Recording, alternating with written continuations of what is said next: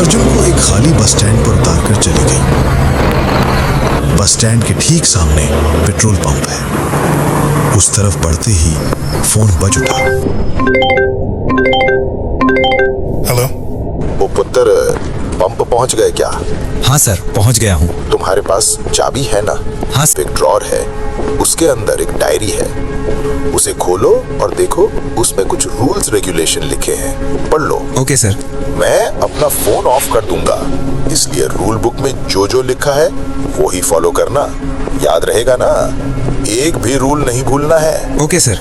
तो फिर क्या, गुड लक पुत्र, गुड नाइट। अर्जुन चलते चलते पंप के पास आया, चाबी जेब से ढूंढकर निकाली और ताला खोलकर पंप के ऑफिस में घुस गया। अर्जुन ने ऑफिस में घुसकर बाईं तरफ का ड्रॉर खींचा और खोला। वहां एक पुरानी लाल रंग की कॉपी देखकर ही लग रहा था कि वो बहुत पहले की है। कॉपी खोलते ही अर्जुन ने देखा उसमें बहुत सारे नियम लिखे हैं। किसी कस्टमर से उसकी मंजिल जानने की कोशिश मत करो, सिर्फ टैंक भर दो और पैसे लो, बस। क्यों? कभी मत पूछो क्यों, सिर्फ फॉलो करो। अगर कोई गाड़ी आए जिसकी हेडलाइट बंद हो, यहां तक कि घने अंधेरे में भी, उसे लाइट ऑन करने के लिए मत कहो, बस तेल भर देना। अगर कोई ऐसे पैसे दे जो असंभव ठंडे हों, तो उन पैसों को उस पुराने कैश बॉक्स में रखना, नए बॉक्स में नहीं। अर्जुन ने ऑफिस के चारों ओर देखा। टेबल पर एक नए बॉक्स के बगल में एक पुराना जंग लगा हुआ टीन का बॉक्स रखा हुआ है। रात 3 बजे के बाद सभी खिड़की दरवाजे बंद करके अंदर बैठे रहना। किसी भी चीज के लिए दरवाजा या खिड़की नहीं खोलना, यहां तक कि खिड़की से बाहर देखना भी नहीं।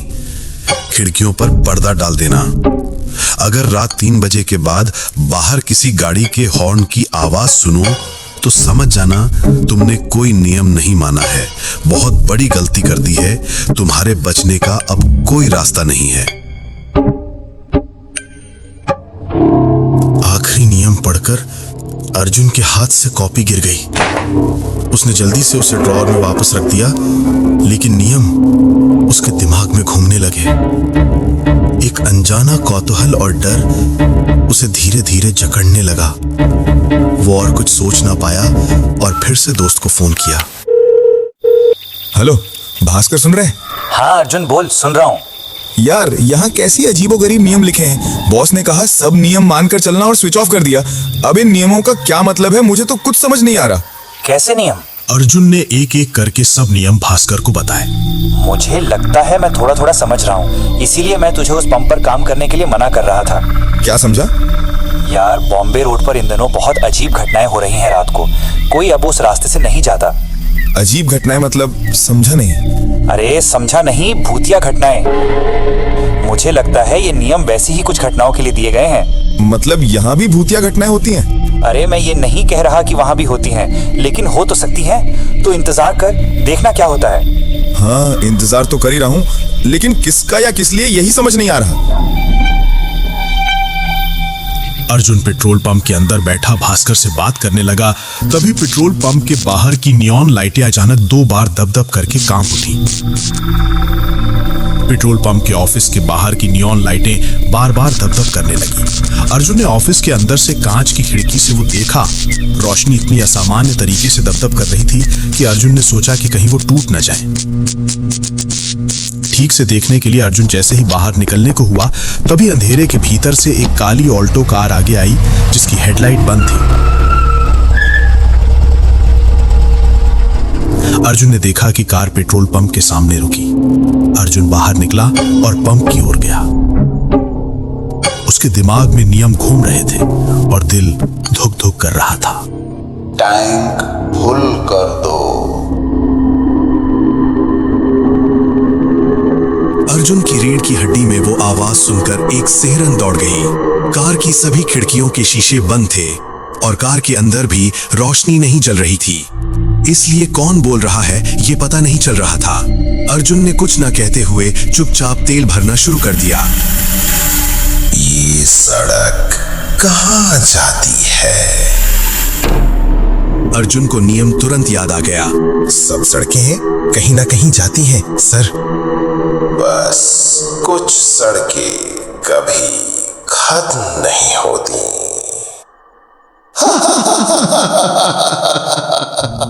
अर्जुन इस बात का कोई मतलब समझ नहीं पाया। 500 हुए हैं सर। अर्जुन की बात खत्म होते ही कार का शीशा नीचे हो गया। कार के अंदर के घुप अंधेरे के भीतर से एक हाथ बाहर निकला। हाथ में नोट पकड़े थे, लेकिन वो हाथ इंसान का नहीं, कंकाल का था। सफेद सफेद फीकी हड्डियों का समूह। अर्जुन डर के मारे कांपने लगा। क्या करे समझ नहीं आ रहा था। वो बहुत जोर जोर से हांफने लगा। उसके पूरे शरीर पर पसीना आने लगा। अर्जुन कांपते कांपते नोट लिए। वे बर्फ से भी ज्यादा ठंडे थे। कार की खिड़की बंद हुई और कार चली गई।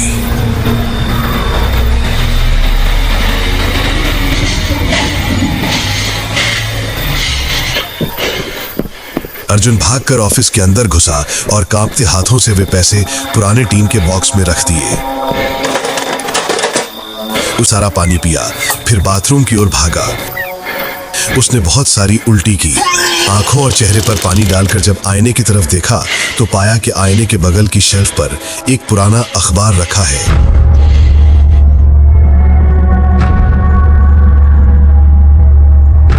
अर्जुन ने अखबार उठाया और खोला। अखबार 1998 साल का था। पहले पन्ने पर एक एक्सीडेंट की तस्वीर थी। रात 3 बजे के समय एक बस बॉम्बे रोड पर उलट गई और उसके पीछे चल रही 4 गाड़ियों से टक्कर लगी। वो 8 गाड़ियां भी उलट गई और सभी यात्री मारे गए।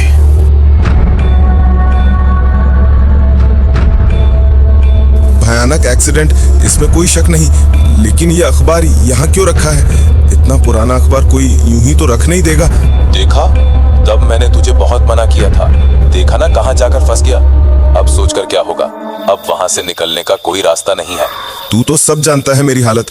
अब मुझे बता, इस अखबार का मतलब क्या है? साफ पता चल रहा है कि उस दिन जो लोग मरे थे वे अभी भी यहाँ से गए नहीं हैं। बाकी का 3 बजने तक पता नहीं चलेगा। तू इंतजार कर। ठीक है, तुझे कॉल करूंगा, जागता रहना। ठीक है, मैं जाग रहा हूँ। अर्जुन ने दरवाजा बंद करके अच्छी तरह से चेक किया कि वो बंद हुआ है या नहीं। खिड़की बंद करके पर्दा डाल दिया और एक कुर्सी पर बैठ गया और हाथ में उठा लिया वही पुराना अखबार। बार बार वही खबर पढ़ी। वो बार बार घड़ी की तरफ देख रहा था कि कब 3 बजेंगे। वो पसीना बहाने लगा और जोर जोर से सांस लेने लगा। अचानक उसने घड़ी में देखा 3 बज चुके हैं, लेकिन अभी तक कुछ खास नहीं हुआ है। अर्जुन ने थोड़ी राहत की सांस ली और फिर उठकर खड़ा हो गया। तभी देखा कमरे की लाइट धप धप कर रही है। उसने देखा रोशनी बहुत जोर जोर से कांप रही है। वो रोशनी के सामने जाते ही रोशनी तप करके बंद हो गई। अचानक से एकदम घोंट देने वाला अंधेरा अर्जुन को घेर लिया। अर्जुन एक जगह पर थोड़ी देर खड़ा रहा। उसके हाथ पैर फिर से कांप रहे हैं। अब उसने बहुत सारी गाड़ियों की आवाज सुनी। सब गाड़ियां एक एक करके पेट्रोल पंप में घुसी। फिर उसने सुना कि बहुत सारे लोग बाहर बात कर रहे हैं। उनकी आवाज सुनकर लगा कि बहुत लोगों की भीड़ बाहर खड़ी गप्पे मार रही है। अर्जुन को बहुत अजीब लगा। इतने लोग इस रात को यहाँ कैसे आ गए? क्या मुझे एक बार देखना चाहिए? लेकिन नियम में तो लिखा है नहीं देखने को। लेकिन अगर वे तेल भरा कर पैसे ना देकर चले जाएं तो? अर्जुन काफी देर तक अंधेरे में खड़ा बाहर लोगों का शोरगुल सुनता रहा। फिर धीरे धीरे खिड़की की तरफ आगे बढ़ा और पर्दे को थोड़ा सा हटाकर कांच के अंदर से बाहर अंधेरे में क्या हो रहा है देखने की कोशिश की। लेकिन देखते ही समझा कि उसने बड़ी गलती कर दी है। उसने देखा बाहर पेट्रोल पंप पूरी तरह से अंधेरा है और उसके बीच काली छाया जैसे कुछ मानव आकृतियां हैं। उन्हें काली छाया के अलावा और कुछ कहा नहीं जा सकता, क्योंकि उनका कोई शरीर नहीं है। बस उनकी आंखें हरी रेडियम की रोशनी की तरह चमक रही हैं। अर्जुन देखकर डर के मारे कांप उठा। उसके पैर जैसे जाम हो गए हैं। वो अब वहां से हिल नहीं पा रहा था। विछायाएं आपस में बात कर रही थीं और अर्जुन की मौजूदगी में कोई रुचि नहीं दिखा रही थी। तभी वो काली ऑल्टो कार फिर से आई। इस बार भी उसकी कोई हेडलाइट नहीं चल रही थी, लेकिन आते ही कार ने जोर से हॉर्न दिया। अर्जुन का दिल कांप उठा। वो हॉर्न बजाता ही गया, किसी भी तरह रुका नहीं। उसके हॉर्न बजाते ही सभी काली छायाएं की मूर्तियां घूमकर अर्जुन की तरफ देखने लगी और हवा में तैरते हुए अर्जुन के ऑफिस की तरफ आगे बढ़ने लगी। अर्जुन एक पल के लिए समझ नहीं पाया कि क्या करे।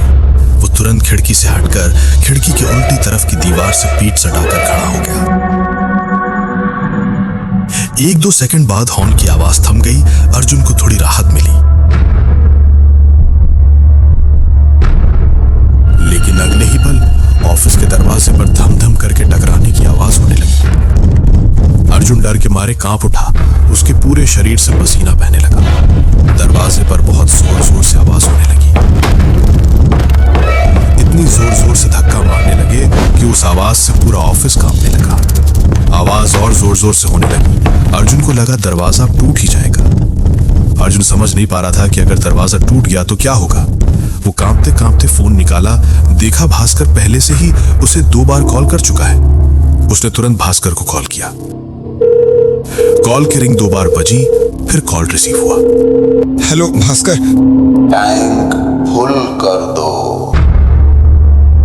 फोन से जो आवाज आई वो उसकी बहुत पहचानी हुई थी। वही सनसनाती आवाज जो उसने पहले सुनी थी। वही स्वर बार बार एक ही बात कहता रहा, टैंक फुल कर दो, टैंक फुल कर दो, टैंक फुल कर दो। इधर दरवाजे पर तब भी धम धम करके धक्का दिया जा रहा था। अर्जुन क्या करे समझ नहीं पाया। उसकी आंखों के सामने सब कुछ अंधेरा हो गया। वो बेहोश हो गया। आंखों पर रोशनी पड़ते ही अर्जुन जाग उठा।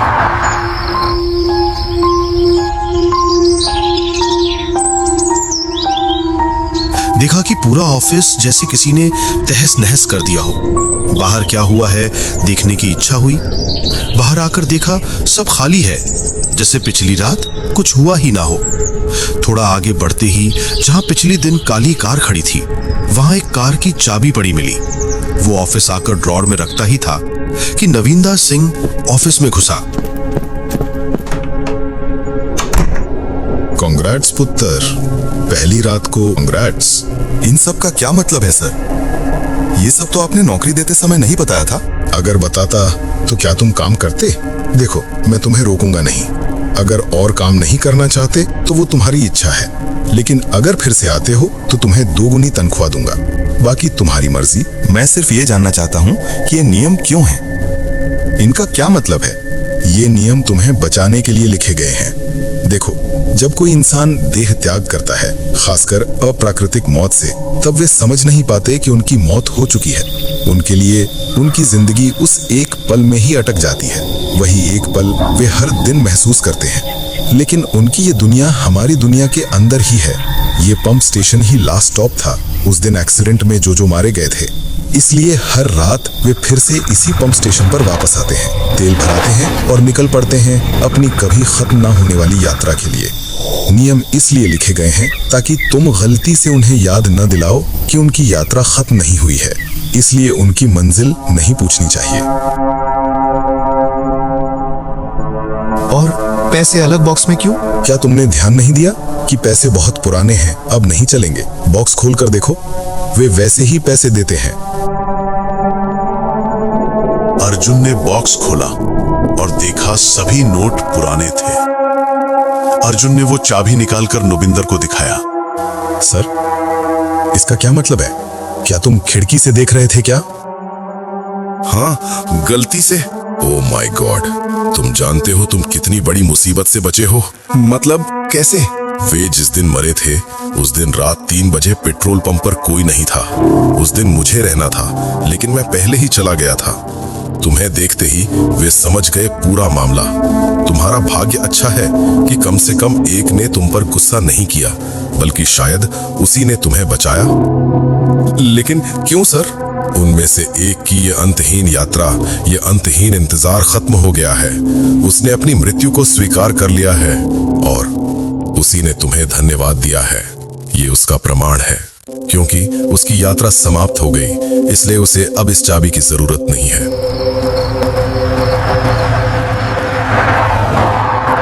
सॉरी भाई, कल सो गया था। कल कुछ हुआ तो नहीं ना? और आज क्या तू फिर से वहां गया है क्या? हाँ भाई। तू क्या पागल हो गया है क्या? इतना सब होने के बाद भी? हाँ भाई, कुछ इंतजार कभी खत्म नहीं होते। मुझे आज भी इंतजार करना पड़ेगा।